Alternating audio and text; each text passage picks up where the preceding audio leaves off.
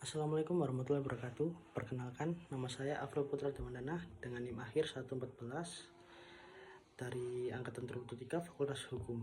Pada kesempatan kali ini, saya akan menjelaskan terkait proses ataupun alur sistem peradilan pidana di Indonesia menurut KUHP baru dengan KUHP lama.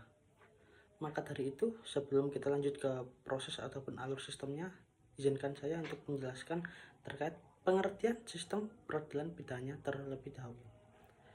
Sistem peradilan pidana itu merupakan suatu mekanisme atau rangkaian proses penegakan hukum pidana yang dilakukan oleh negara untuk menanggulangi kejahatan ataupun tindak kejahatan. Nah, sistem ini tidak hanya berfungsi untuk menghukum pelaku tindak pidana, melainkan juga bertujuan untuk menemukan kebenaran material dan memberikan keadilan bagi korban serta menjamin perlindungan hak asasi manusia. Setiap yang dilakukan oleh tindak kejahatan tersebut. Di sini dapat disimpulkan ya bahwa sistem peradilan pidana itu merupakan alat ataupun proses untuk melakukan kebenaran terhadap pelaku yang bertujuan untuk membuat keadilan bagi korban. Di sini yang berarti kita dapat disimpulkan bahwa sistem peradilan pidana itu berfungsi terkait penanggulangannya, terkait efeknya terhadap pelaku tindakan kejahatan tersebut. Nah, dalam pelaksanaannya, sistem peradilan pidana itu melibatkan beberapa lembaga penegak hukum. Di antaranya yaitu polisi, kejaksaan, dan pengadilan itu sebagai rumah ataupun tempat berlangsungnya nanti pembelaan terhadap pelaku dan korban. Terus lembaga pemasyarakatan serta advokat ataupun kalau misal di tindakan pidana itu disebut penasihat hukum. Di sini saya akan menjelaskan terkait kepolisian terlebih dahulu. Fungsi kepolisian dan perannya polisi itu sebagai apa? Di kepolisian itu berperan sebagai aparat penegak hukum yang melakukan penyelidikan, penyidikan, ataupun juga penetapan tersangka di kepolisian, sektor kepolisian. Nah, penyelidikan di sini ini bertujuan untuk menemukan suatu ataupun mencari suatu peristiwa terlebih dahulu. Sebelum peristiwa itu sudah apakah benar-benar itu bisa dikatakan tindakan pidana. Dan kemudian penyidikan adalah kita mencari mengumpulkan bukti-bukti untuk membuat penetapan tersangka. Di antaranya bukti-bukti ini seperti ada hubungannya dengan peristiwa yang tadi. Bukti-bukti di peristiwa yang tadi seperti kayak semisal bukti material sekecil apapun, bukti yang seperti keterangan saksi itu pun juga termasuk. Dan kemudian penetapan tersangka. Setelah penyelidikan dan penyidik, polisi berhak untuk menetapkan tersangka. Seperti ini emang benar-benar melakukan tindakan pidana yang harusnya akan dilakukan tindakan lebih lanjut. Nah, di situ kepolisian sudah saya jelaskan. Kemudian sehabis polisian itu ada kejaksaan. Nah, aparat penegak hukum selanjutnya kejaksaan. Kejaksaan ini lembaga ya yang terlibat dalam sistem tersebut. Kejaksaan ini itu fungsinya ini ataupun kewenangannya untuk melakukan penuntutan terhadap tersangka. Di antaranya seperti menuntut umum ataupun bertugas yang membawa perkara ke pengadilan. Kejaksaan ini fungsinya seperti advokat ataupun penasihat hukum, tetapi jaksa ini membela korban ataupun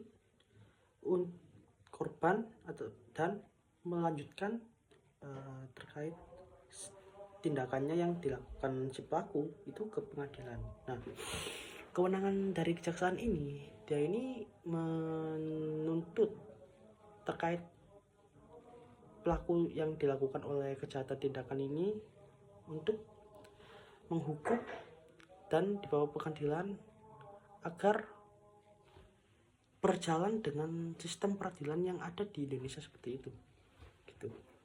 Selanjutnya, lembaga selanjutnya yaitu pengadilan. Nah, pengadilan ini merupakan lembaga yang memiliki kewenangan untuk memeriksa ataupun mengadili dan memutus perkara pidana secara independen dan tidak memihak.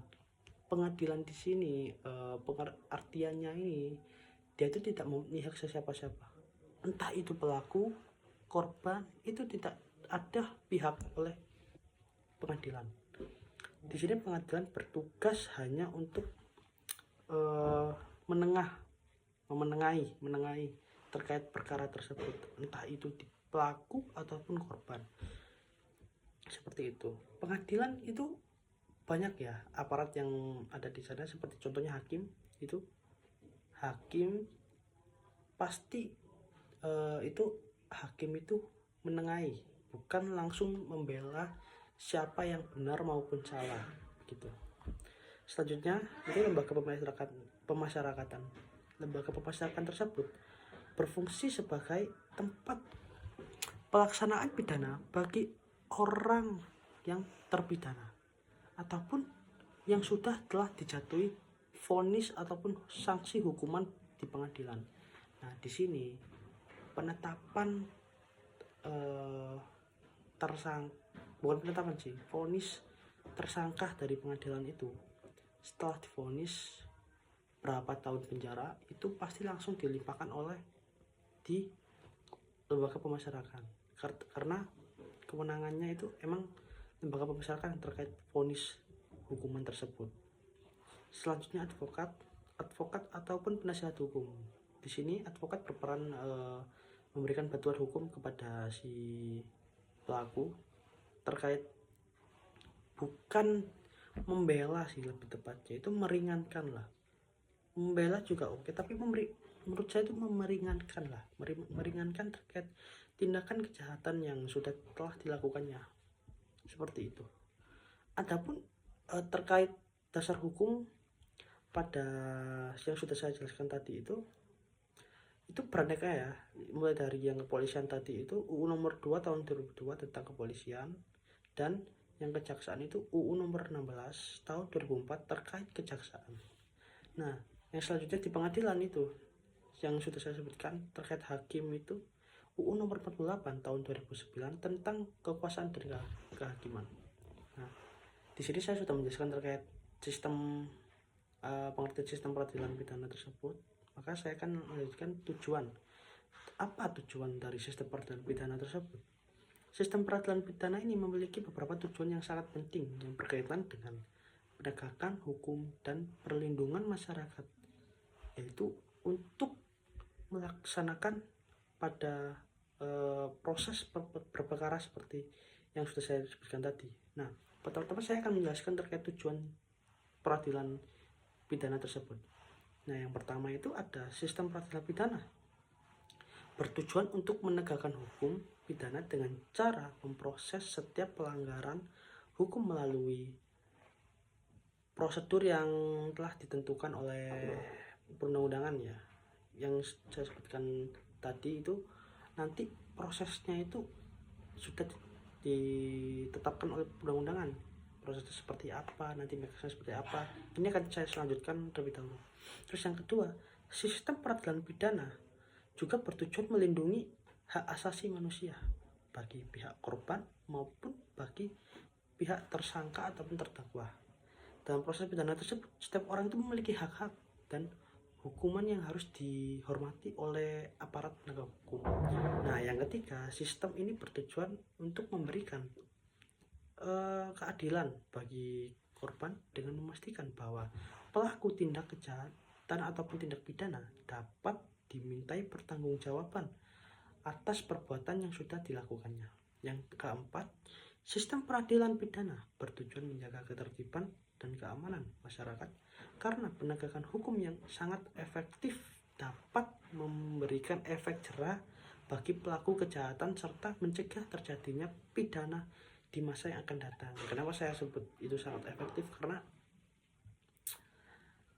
terkait efek jerahnya itu kita lihat dari sanksi yang diberikan itu ya. Terkait kita bisa menyimpulkan bahwa itu adil atau enggak, itu dapat dilihat di proses pengadilannya itu seperti apa, nanti penuntutannya juga seperti apa, seperti itu.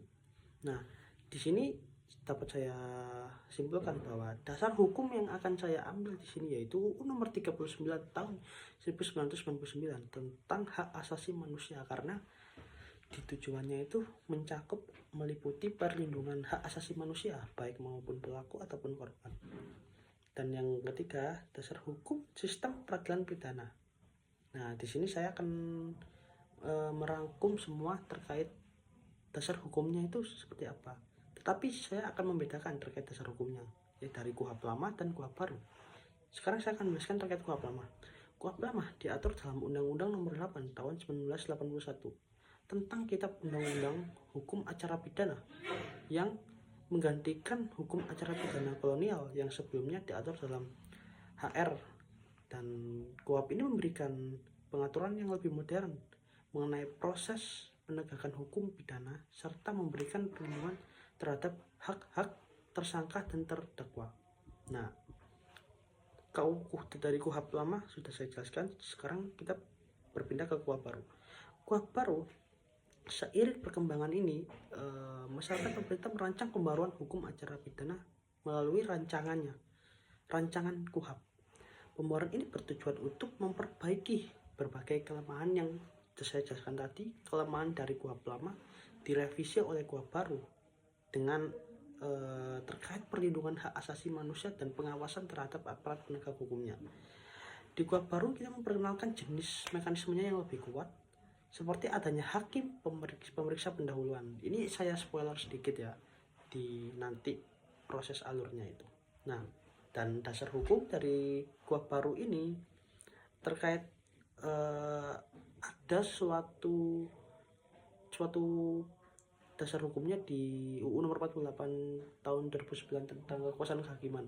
Itu menjelaskan terkait mekanisme pengawasan terhadap suatu proses peradilan seperti itu. Sekarang dasar hukum terkait peradilan sudah, kita akan melanjutkan ke tahapan sistem peradilan pidana. Di tahapan suatu sistem peradilan pidana ini, penanganan perkara pidana dalam sistem peradilan pidana dilakukan melalui beberapa tahapan. Ya, saling berkaitan, yaitu ada penyidikan hingga putusan. Nah, di tahapan ini saya akan langsung saja ya menunjukkan terkait bagan yang sudah saya buat. Baik, di sini saya akan menjelaskan terkait tahapan ataupun proses alur sistem peradilan pidana di Indonesia. Maaf, kamera saya agak emang sedikit error yang belakang. Nah, kita akan lanjut ke yang KUHP lama dulu, yaitu KUHP lama itu ada, saya akan perjelas ya. Di KUHP lama itu ada laporan terlebih dahulu, ada pengaduan ataupun laporan, terus nomor 2 penyidikan, penetapan tersangka, penuntutan, persidangan, putusan hakim. Kalau misal tidak ada upaya hukum lagi, langsung eksekusi. Kalau misal masih ada upaya hukum lagi, masih bukan upaya hukum ya, masih belum puas dengan putusan hakim, bisa langsung upaya hukum kayak banding, kasasi. Terus kemudian setelah kasasi pastinya harus ingkrah. Baik, akan saya lanjutkan terkait dengan prosesnya ini. Saya akan menjelaskan satu persatu terkait bagan ataupun alur proses sistem peradilan pidana yang sudah saya buat tadi itu. Saya menjelaskan di sini biar lebih enak lah. Soalnya kamera belakang saya kan memang agak error gitu. Nah, yang pertama kan tadi kan sudah saya tunjukkan, yaitu adanya laporan ataupun pengaduan. Nah, di sini laporan pengaduan ini sangat penting. Karena apa? Polisi, penyidik tidak akan bisa memproses kalau tidak ada proses ataupun pengaduan gitu.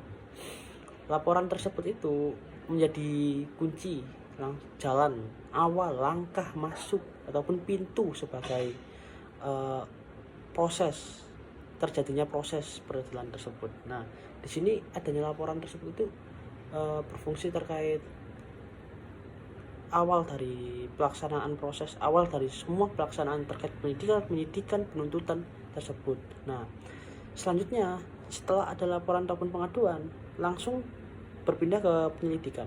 Nah, penyelidikan ini juga tahap awal dalam proses. Nah, yang kenapa bisa tahap awal? Karena pada tahap tersebut, penyidik berusaha memastikan apakah benar telah terjadi suatu tindakan pidana sehingga perkara tersebut dapat ditingkatkan ke tahap penyidikan. Nah, contohnya di penyidikan ini kita harus mendapatkan suatu informasi terkait peristiwa terjadinya itu kapan, di mana, dan oleh siapa. Terus langsung dari penyelidikan itu diantaranya itu biasanya itu penyidikan itu dilakukan setelah adanya laporan yang sudah saya jelaskan tadi, yaitu laporan atau pengaduan. Itu juga tingkat maksudnya kebersamaan lah terkait laporan. Setelah pastinya ada laporan, pasti ada penyidikan langsung dari kepolisian. Lanjut adanya penyidikan. Nah, di penyidikan tersebut itu juga tahap lanjutan setelah penyidikan yang bertujuan untuk mengumpulkan alat bukti guna membuat terang tindak pidana serta menemukan orang yang dapat ditetapkan sebagai tersangka. Nah, pada tahap penyidikan ini memiliki kewenangan yang lebih luas melakukan berbagai tindakan hukum yang diperlukan dalam rangka mengungkap suatu tindakan. Penyidik dapat melakukan pemeriksaan terhadap saksi maupun tersangka. Nah, di penyidik ini itu adanya pemeriksaan itu terhadap bukti-bukti apa saja yang sudah telah dilakukan. Nah, di sini itu sangat bervarian ya, intinya mau ini dari pelaku maupun dari saksi juga itu sangat bervarian terkait pengungkapan dan pemahaman terkait penggeledahan dan penyitaan barang bukti. Nah, di sini beda dari sebelumnya penyidikan. Penyidikan itu fokus pada barang bukti yang untuk dikuatkan sebagai penetapan tersangka. Kalau misal di penyelidikan itu fokus dengan peristiwa yang dilakukannya. Nah, seperti itu. Nah, selanjutnya tadi kan sudah saya jelaskan terkait laporan pengaduan, penyidikan. Yang nomor 4 itu ada penetapan tersangka. Nah, yang nomor pertama kan tadi kan laporan, nomor 2 penyidikan, nomor 3 penyidikan, nomor 4 penetapan tersangka. Di KUHP lama ini penetapan tersangka ini masih berfungsi ya, itu masih ada karena polisi ya berkenan menetapkan siapa ini yang menjadikan tersangka itu. Nah, dari sisi itu penetapan tersangka sudah dilaksanakan, kan langsung lanjut ke penuntutan. Nah, penuntutan ini yang berwenang hanyalah jaksa, dimana yang sudah saya jelaskan di awal tadi itu, jaksa ini kewenangannya adalah membawa suatu laporan hasil dari penyelidikan penyidik dan penetapan tersangka itu ke persidangan dan dituntut untuk menanggungjawabkan suatu tindakan kejadian tersebut. Nah, seperti itu. Lanjut ke selanjutnya itu setelah ada penuntutan itu adanya persidangan. Nah, persidangan itu adalah proses di mana suatu penuntutan itu terjadi dan suatu pembelaan juga itu pun terjadi, baik dari jaksa maupun dari penasihat si pelaku. Seperti itu. Saya akan mempercepatnya, yaitu lanjut ke putusan hakim. Putusan hakim itu bersifat memutus, sebenarnya bukan inkrah yang benar-benar inkrah itu. Maksudnya saya benar-benar inkrah itu kan jika semisal adanya upaya hukum banding kasasi itu masih belum inkrah. Nah, kalau misal setelah adanya kasasi itu udah inkrah, tidak ada walaupun PK tetapi emang sudah inkrah gitu, seperti itu. Nah, dari putusan hakim ini kita bisa melihat bahwa vonis yang ditetapkan oleh hakim ini berapa sanksinya. Seperti itu. Jika misal vonis tersebut itu tidak ada permasalahan, maksudnya sama-sama oke, itu langsung eksekusi dilimpahkan oleh lembaga pemasyarakatan.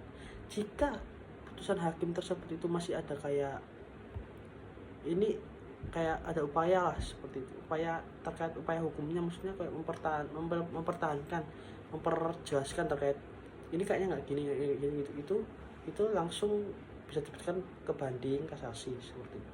Baik, akan saya lanjutkan terkait proses ataupun alur sistem peradilan pidana Indonesia di KUA baru. Di sini ada yang berbeda, yaitu di nomor 4, pengawasan hakim pemeriksa pendahuluan. Nah, dari ke semuanya ini sama kecuali nomor 4 ya. Di poin nomor 1 sampai 8 ini sama kecuali nomor 4. Nah, ini akan saya jelaskan. Baik, akan saya lanjutkan tadi yang sudah saya buatkan proses alur sistem peradilan pidana itu yang KUHP baru itu. Nah, di situ kan ada yang berbeda itu di poin nomor 4. Nah, itu kan adanya pengawasan hakim pemeriksa pendahuluan.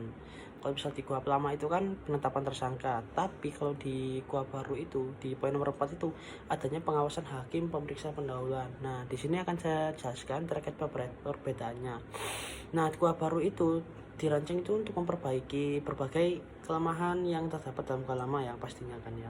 Salah satunya itu yang penting itu adalah mekanisme pengawasannya terhadap tindak aparat penegak hukum melalui hakim pemeriksa pendahuluan. Nah, itu pentingnya itu emang dia itu berfungsi untuk pengawas terkait tindakan penyelidikan dan penyidik itu apakah sudah benar-benar efisien terhadap penyidik. Nah, seperti itu. Nah, untuk lebih jelasnya itu juga KUHP baru itu juga memberikan perlindungan lah yang lebih kuat pada hak-hak tersangka, terdakwa maupun korban tindak pidana. Dengan adanya pembaruan tersebut itu proses penegakan hukum dapat berjalan secara lebih transparan, akuntabel, dan menjunjung tinggi prinsip keadilan. Nah, seperti itu.